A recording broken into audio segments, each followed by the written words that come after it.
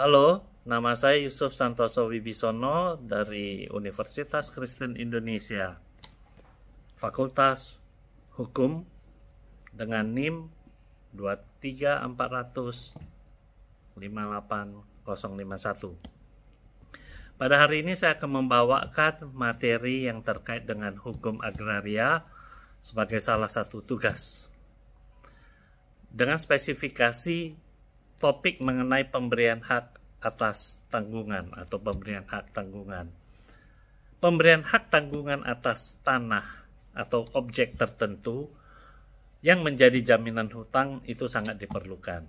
Kenapa? Hal ini sebagai jaminan apabila debitur tersebut cedera janji atau gagal membayar utangnya, yang biasa disebut wan prestasi. Bila debitur tersebut wan prestasi, maka kreditur itu bisa langsung mengeksekusi tanah atau objek yang menjadi jaminan utang tersebut. Nah, tentu eksekusi jaminan tersebut harus diletakkan dahulu hak tanggungannya sehingga bisa langsung dieksekusi. Nah, ada prosedur tertentu mengenai pembebanan hak tanggungan atas tanah, yaitu sebagai berikut. Yang pertama, hal ini didahului dengan perjanjian utang piutang sebagai perjanjian pokok. Oke. Yang kedua, kemudian tanggungan untuk membebankan hak tanggungan terhadap suatu tanah objek yang menjadi jaminan. Nah, itu didahului dengan adanya perjanjian utang piutang antara debitur dan kreditur. Dan ini bisa dibuat dengan akta notaris atau di bawah tangan. Yang kedua, ditandatanganinya akta pemberian hak tanggungan. Setelah dibuat perjanjian hutang piutang, baru kemudian harus dibuat APHT oleh PPAT. Umumnya PPAT berisi nama dan identitas pemegang dan pemberi hak tanggungan, jenis objek yang dijadikan jaminan oleh debitur. Misalnya tanah atau bangunan objek lainnya, sehingga jelas objek yang menjadi jaminan di dalam utang piutang tersebut. Ketiga, pendaftaran APHT. Dalam waktu maksimal 7 hari pasca kerja APHT dibuat dan ditandatangani, maka PPAT wajib mendaftarkan akta tersebut kepada kantor pertanahan kabupaten atau kota tersetempat. Kenapa hal ini dimaksudkan? Agar dapat dibuatkan buku tanah hak tanggungan dan mencatatkan dalam buku tanah tersebut hak atas tanah yang menjadi objek hak tanggungan atau jaminan.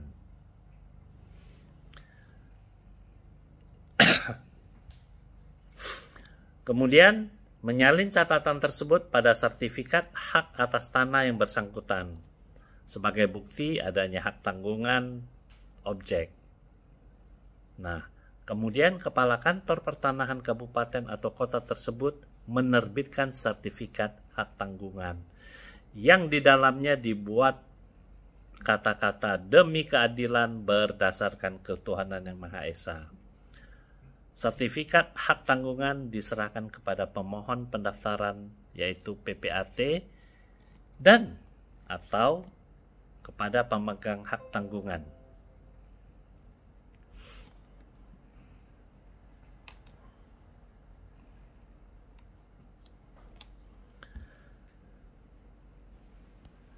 Statement demi keadilan berdasarkan ketuhanan yang Maha Esa yang dicantumkan dalam sertifikat hak tanggungan menegaskan adanya kekuatan eksekutorial apabila debitur ingkar janji atau dalam hal ini dengan kata lain wan prestasi. Bila debitur cedera janji, maka kreditur dapat langsung melakukan eksekusi terhadap jaminan tersebut tanpa mengajukan gugatan ke pengadilan. Itu yang disebut dengan parade eksekusi. Parade eksekusi adalah pelaksanaan prestasi yang dilakukan sendiri oleh kreditur tanpa melalui hakim. Jadi eksekusi langsung kasarnya. Dan ini terjadi bila seorang kreditur menjual barang tertentu milik debitur tanpa memiliki nilai eksekutorial. Parade eksekutorial memang masih sering menemui permasalahan di dalam pelaksanaannya. Misalnya, ada kerancuan. Kerancuan ini disebabkan oleh putusan Mahkamah Agung nomor 3021 tahun 84. Karena apa? Karena putusan ini sikap pengadilan pada umumnya adalah tidak membenar adanya penjualan objek hipotek dan hak tanggungan tanpa adanya pengesahan dari pengadilan setempat. Dalam hal ini pengadilan negeri.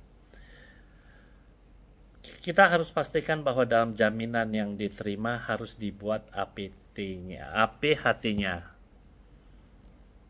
Kemudian didaftarkan sehingga bila debitur cedera janji, wan prestasi, sebagai kreditur kita bisa langsung mengeksekusi jaminan tersebut.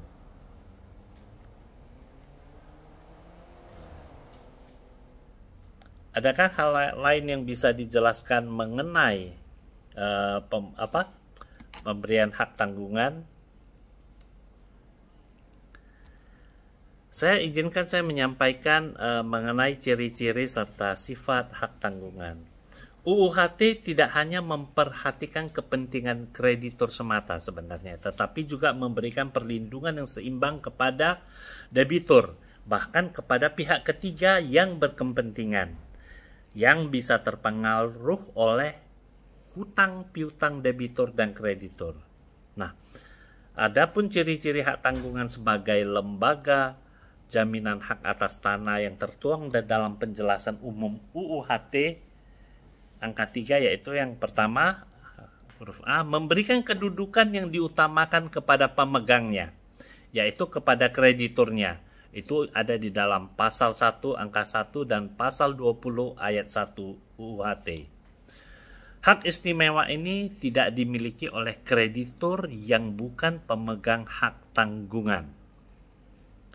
B, selalu mengikuti objeknya dalam tangan siapapun objek hak tanggungan itu berada. Itu ditegaskan dalam pasal 7 UUHT. Jadi biarpun objek hak tanggungan itu sudah berpindah haknya kepada orang lain, kreditur pemegang hak tanggungan tetap masih berhak. Saya ulangi, walaupun objek hak tanggungan itu sudah berpindah ke tangan orang lain, kreditur pemegang hak tanggungan masih berhak untuk menjual melalui pelelangan umum jika debitur tersebut cedera janji. Yang C, memenuhi asas spesialitas dan asas publisitas.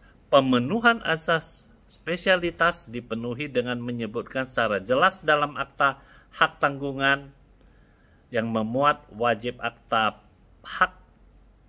pemberian hak tanggungan itu ada di pasal 11 UUHT, yaitu tentu apa yang dicantumkan, identitas, domisili, jumlah yang dapat dijaminkan, benda mana yang dapat dijaminkan. Itu yang disebut dengan spesialitas. Sedangkan pemenuhan ajas publisitas dipenuhi dengan cara apa? Dengan cara wajib didaftarkannya hak tanggungan di kantor pertanahan, di mana kantor pertanahan terbuka untuk umum. Mudah dan pasti pelaksanaan eksekusinya, di mana selalu disediakan cara-cara yang lebih mudah daripada melalui gugatan perdata yang biasa. Nah, kalau ada yang wan prestasi, pelaksanaan eksekusinya yang pertama adalah menjual objek hak tanggungan atas kuasa sendiri melalui pelelangan umum dan mengambil pelunasan piutangnya dari hasil penjualan lelang tersebut.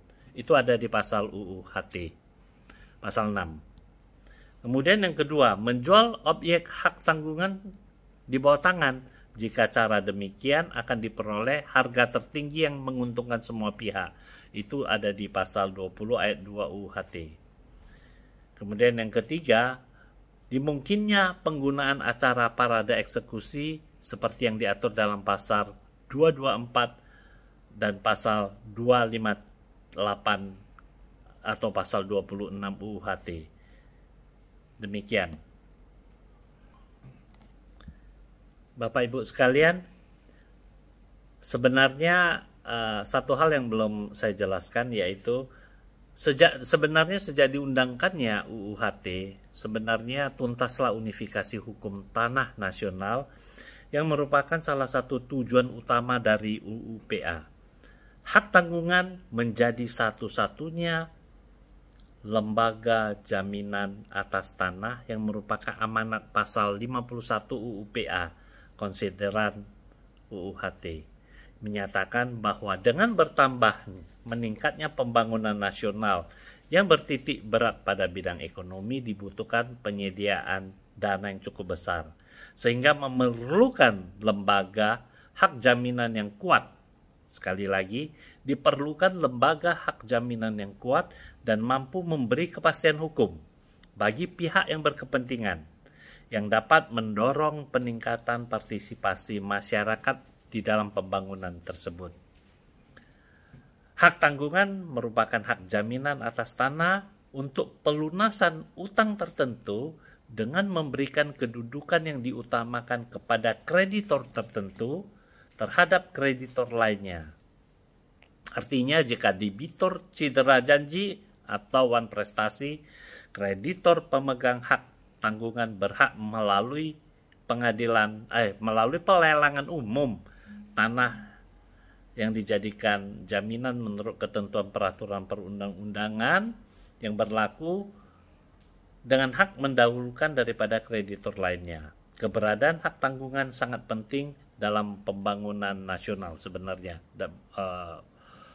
di mana khususnya pembangunan di bidang ekonomi. Itu yang perlu saya tambahkan. Bagaimana dengan objek hak tanggungan? Kita bicara tadi mengenai hak tanggungan. Objek hak tanggungan itu apa? Nah, objek hak tanggungan sebenarnya tidak hanya meliputi hak milik.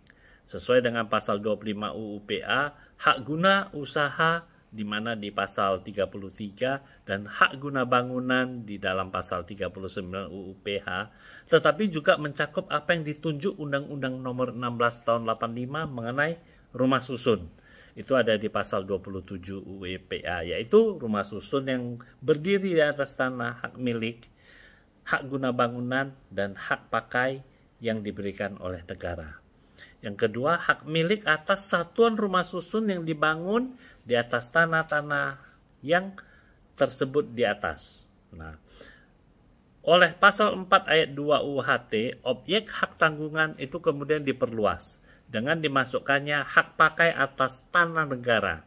Sekali lagi, pasal 4 ayat 2, objek hak tanggungan itu diperluas dengan dimasukkannya hak pakai atas tanah negara. Hak pakai apa yang dimaksud? Yang dimaksud adalah hak pakai yang diberikan kepada perseorangan dari badan hukum selama jangka waktu tertentu untuk untuk keperluan pribadi maupun keperluan usaha.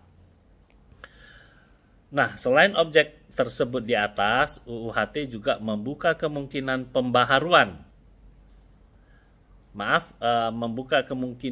pembebanan tanah berikut bangunan dan tanaman yang ada di atasnya dengan beberapa persyaratan. Yang pertama, bangunan atau tanaman yang bersangkutan merupakan satu kesatuan dengan tanahnya.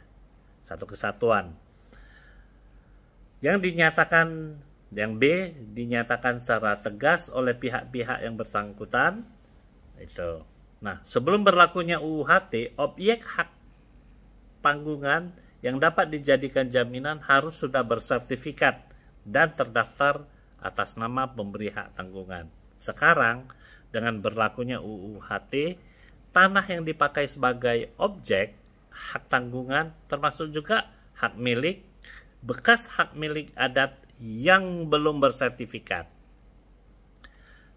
Yang kedua, tanah yang sudah bersertifikat tapi belum terdaftar atas nama pemberi hak tanggungan memperoleh tanah tersebut karena pewarisan, jual beli, tukar menukar. Nah, tanah yang belum dilakukan pemisahan atas tanah induk yang sudah terdaftar dalam real estate, kawasan industri atau perkebunan inti raya yang diperoleh itu melalui pemindahan hak.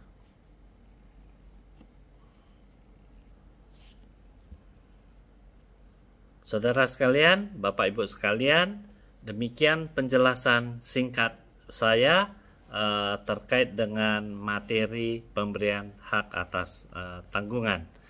Semoga bermanfaat. Terima kasih.